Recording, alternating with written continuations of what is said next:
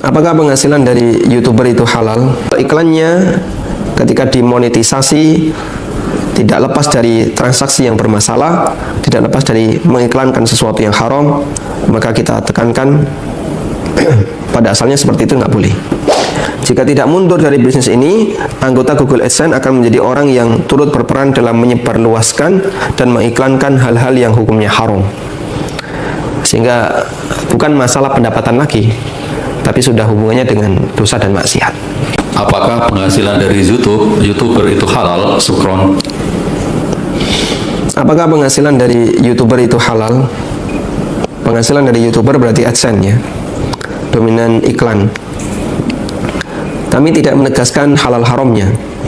Cuman tadi kita sudah belajar memberikan pertimbangan, dan nanti juga ada pembahasan tentang masalah vlogger ya. Kita akan bahas tentang masalah hukum vlogger dan YouTuber di nomor 7 halaman 180. Saya sebutkan di nomor 7 salah satunya adalah orang ngevlog kemudian bikin video lalu diupload di YouTube kemudian dia dapat duit. Itu halal ataukah haram? Kalau pendapatannya murni dari iklan, ya kembali kepada kaidah tadi. Jika dia bisa memastikan iklannya tidak ada unsur yang haram, insya Allah pendapatannya boleh diambil. Tapi kalau iklannya ketika dimonetisasi tidak lepas dari transaksi yang bermasalah, tidak lepas dari mengiklankan sesuatu yang haram, maka kita tekankan pada asalnya seperti itu nggak boleh. Karena itu kalau kita perhatikan fatwa yang tadi disampaikan oleh Syekh Shalih Al-Munajjid hafizahullah ta'ala, beliau menyebutkan hukum asal tidak boleh. Hukum asal tidak boleh. Jadi beliau tidak mengatakan hukum asalnya boleh, tapi hukum asalnya tidak boleh, kecuali. Nah, kalimat ini menandakan bahwa yang diperbolehkan itu lebih sedikit. Karena kita punya kaidah dalam masalah pengecualian ya. Kalau misalnya ada kalimat seperti ini, seluruh siswa hadir kecuali 10 orang, berarti jumlah siswanya berapa? Lebih besar dari 10. Sehingga kalau misalnya kalimatnya seluruh siswa hadir kecuali 10, padahal jumlah siswanya 11 orang, kalimat tadi keliru. Karena berarti yang hadir berapa? 1. Seharusnya dibalik, seluruh siswa tidak hadir kecuali 1 orang, karena yang hadir cuma 1. Nah, beliau mengatakan yang ini mengisyaratkan bahwa sebenarnya yang boleh itu lebih sedikit dibandingkan yang nggak boleh. Al-aslu la yajuzu al-ishtiraku fi hadzal barnamij al-i'lani illa bi syartin. Pada asalnya tidak boleh bergabung dengan Google AdSense kecuali dengan beberapa syarat. Dan beliau sebutkan tadi dipastikan bersih dari berbagai situs yang diiklankan dari hal-hal yang haram. Dan juga tidak ada unsur ta'un alal ismi wal udwan. Nah, Anda bisa perhatikan kebiasaan orang-orang yang menggunakan YouTube dan seterusnya. Kalau komunitas yang nantinya akan nonton YouTube ini kira-kira orang baik, misalnya berisi kajian, ya, kajian Ustadzun Al-Fadil, Ustadz Firanda, atau Ustadz Badrul Salam, atau Ustadz Yazid, atau Ustadz-Ustadz yang lainnya. Kita tahu ini arahnya, yang nonton pasti orang-orang yang modelnya kayak gini. Dan mereka umumnya adalah orang-orang yang ketika menggunakan HP, menggunakan laptop, itu tidak dipakai untuk sesuatu yang bermasalah. Kalaupun ada, sifatnya kasuistik. Kalaupun ada itu sifatnya kasuistik. Berarti insya Allah dominan iklannya bisa dikendalikan.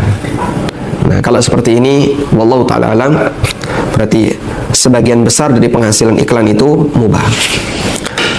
Tapi kalau misalnya Anda ngevlog, membuat YouTube untuk materi yang terlalu hobi, sepedaan, apalagi otomotif, apalagi iklan musik, nah itu penggunanya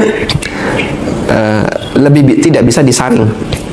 Akibatnya kebiasaan pengguna nanti iklannya masuk di situ sesuai dengan kebiasaannya. Nah, bagian ini kadang kita lebih sulit untuk memfilter.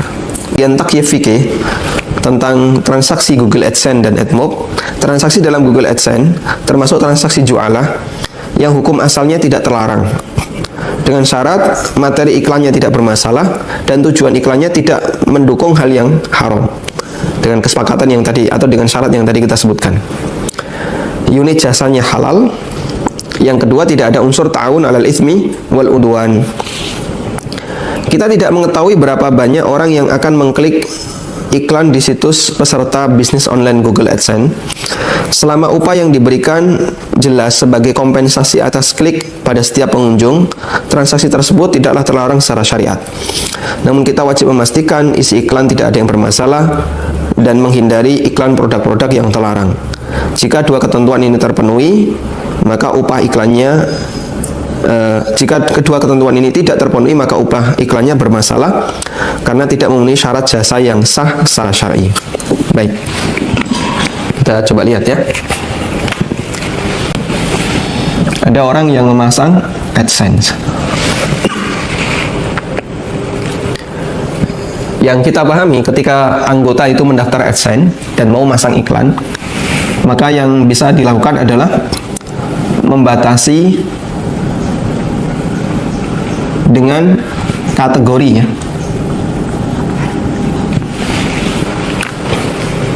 Misalnya, iklan apa yang boleh dipasang? Misalnya, untuk Anda kasih batasan kategori olahraga atau otomotif.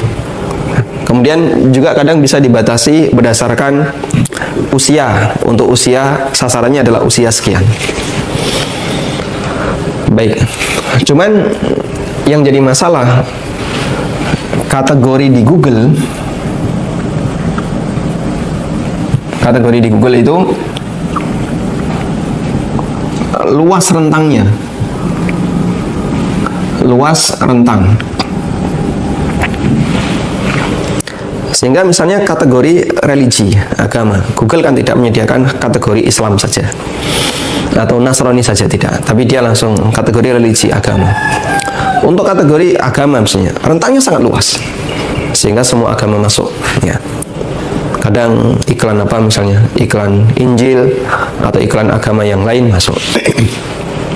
Termasuk juga misalnya kategori olahraga. Di situ juga cukup luas rentangnya, sehingga semua jenis olahraga bisa masuk. Termasuk misalnya olahraga renang, olahraga yang harus membuka aurat dan yang lainnya. Kemudian realita yang lain bahwa meskipun sudah dipasang kategori, algoritma iklan itu menyesuaikan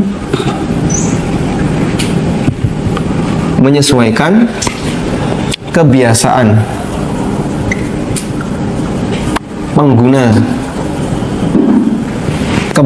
pengguna device-nya, pengguna alat.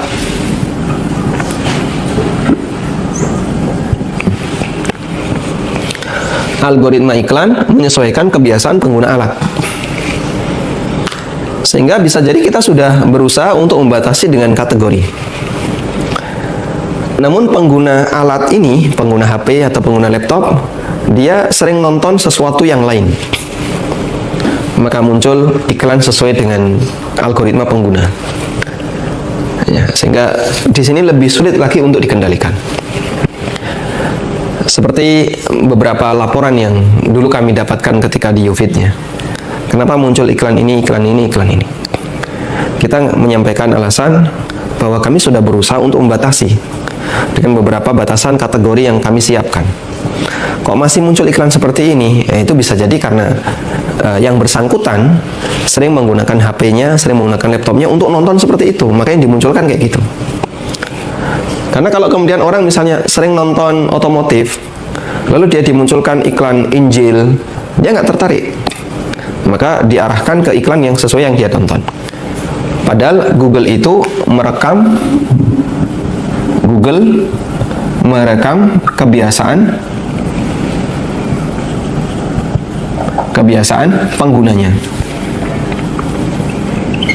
Nah, bagian inilah yang cukup sulit untuk bisa kita kendalikan. Karena itu kembali kepada aturan tadi, bahwa dalam jual beli jasa Anda harus memenuhi dua ini. jasa itu halal manfaat, dan yang kedua tidak mengandung unsur tolong-menolong dalam maksiat.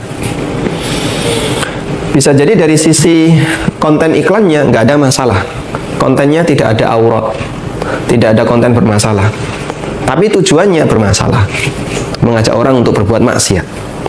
Sehingga misalnya sering kita lihat konten iklan game. Iklan game itu kan cuman animasi ya, animasi game apa itu, yang orangnya kecil-kecil itu ya, orangnya kecil-kecil, nggak ada wanita di situ, nggak ada aurat. Animasi nggak ada wanita, game semut misalnya, menghancurkan kerajaan semut. Namun arahnya game kita tahu, dia mengajak orang untuk membuang-buang waktu, menyanyiakan waktunya. Sehingga bisa jadi ada tolong-menolong dalam maksiat atau tolong-menolong dalam hal yang sia-sia ya. Dan ini tidak selayaknya kita lakukan. Baik, Anda bisa bayangkan aplikasi Anda bentuknya hadis, isinya Al-Quran hadis, tapi tiba-tiba muncul iklan kayak gini. Jadinya kan menurunkan wibawa.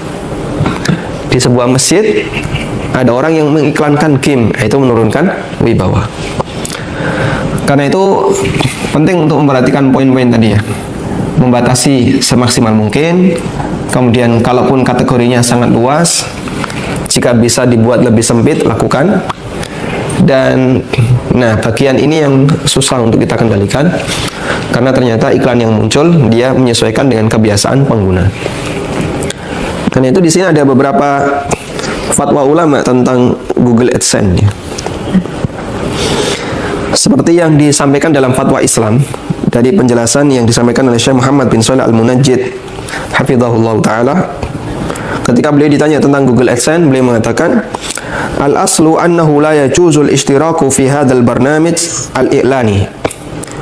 Hukum asalnya tidak boleh bergabung dalam Google AdSense illa, kecuali bi syartit ta'aqqudi min salamatil mawaqi' al-mu'lin anha wa khulwiha minal muharramat, kecuali bisa dipastikan bersihnya berbagai macam situs yang diiklankan tersebut dari hal-hal yang haram. Li'annahu la yajuzul i'lanu wad-di'ayatu wal i'anatu ala nashril munkarat, karena tidak boleh mengumumkan, mengiklankan dan membantu penyebaran kemungkaran. Kemudian beliau mengutip firman Allah Ta'ala, wa ta'awanu 'alal birri wat taqwa wa la ta'awanu 'alal itsmi wal 'udwan. Kemudian beliau melanjutkan, jika memang realitanya bahwa mayoritas situs yang diiklankan pada situs peserta Google AdSense adalah situs mengenai pengajaran berbagai bahasa atau semisal dengan itu, maka hukumnya tidak mengapa, misalnya mengiklankan pelajaran bahasa. Nah, terlebih lagi jika anggota sangat membutuhkan penghasilan, anggota Google AdSense berkewajiban tidak mengiklankan situs-situs yang bertentangan dengan hukum syariat. Jika tidak mampu melakukannya, dengan kata lain situs-situs terlarang tetap muncul di situs anggota, maka wajib bagi anggota untuk meninggalkan bisnis jual beli jasa ini. Jika tidak mundur dari bisnis ini, anggota Google AdSense akan menjadi orang yang turut berperan dalam menyebarluaskan dan mengiklankan hal-hal yang hukumnya haram.